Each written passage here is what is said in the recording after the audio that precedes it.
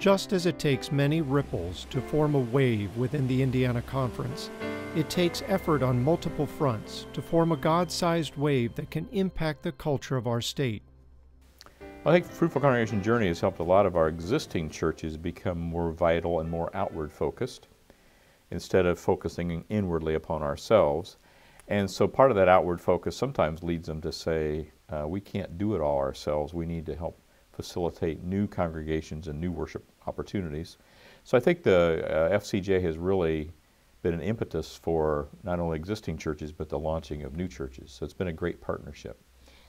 When you talk about reaching new people, generally new things, new movements, new faith communities are much more effective in reaching new people than old.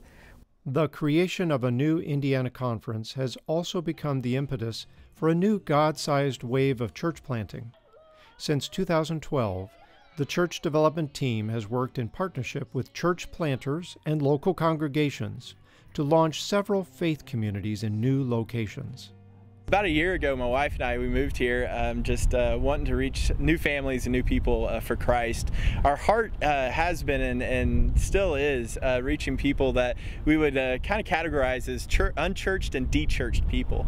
One of the things that we've done to really reach out to them is ask a question, and that question is, what if we loved unconditionally? My name is Alex Hershey. I'm the pastor of the Branches. We were on the ground January 1, 2013 to start a new church here in Hendricks County. Pastor Sergio Reyes at Iglesia Gethsemane has begun to partner with congregations in South Bend, Hammond, Logansport, Marion, and Indianapolis to launch new Hispanic faith communities.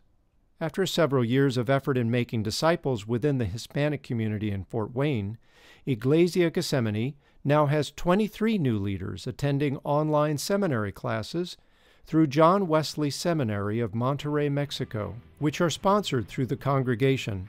The key is working for disciple with the people inside, teaching for reach to the community for the church. This is door-to-door. Whether it is in an urban, suburban, or rural area, the work of making disciples for Jesus Christ always begins by establishing relationships. One, we depend once again on the church. I depend on them, that they are to go out and reach those, that need the message, the gospel. So when new people come, and we share with them, the message, the gospel, salvation to them, we form our groups, to disciple them. Hi, I'm Cheryl. I'm at Riverside Church. I got connected with Daniel and Sarah Payton through Women's Services. When I first started going here, I got to be in charge of the hospitality team, which was awesome because I felt needed and wanted. I'm Brittany Weber. They told us they were starting this church, and it came in at a really important time in my life. My best friend had just passed away, and I had a lot of troubles going on, and I really needed something in my life to take hold of it. Hi, my name is Josh Smarella, and we first got connected with the Branches about a year ago.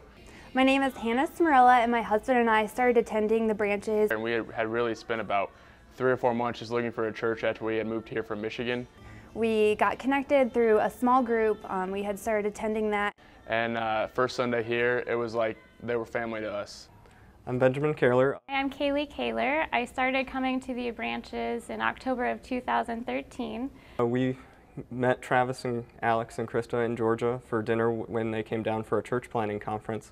We didn't have a church down in Atlanta, so we were really excited to have people that we could talk with about God and different things like that.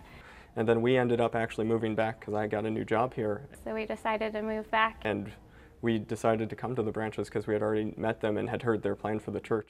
Started attending the Branches. And it really opens up to being an extended part of the family. So our small groups are mainly people that are being discipled, new converts, to Jesus Christ. So those are formed, depending, it may be every 3 every 4 months, you know, just depending, you know, on how much I have caught. Actually, a couple weeks ago, worked with Alex and Brian and opened up my heart to God and let Him in and trying to get Him to take hold of my life and help me out there, because I just need something to help me. On February 24th this year, I had my experience. I accepted God in my life and in my heart, and it's changed my life a lot.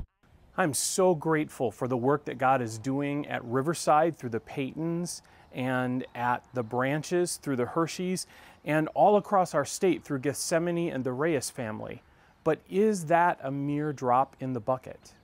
As the Father has sent me, so I send you. I think a common misunderstanding is that maybe a new church would be a competition for an existing church, and it never is.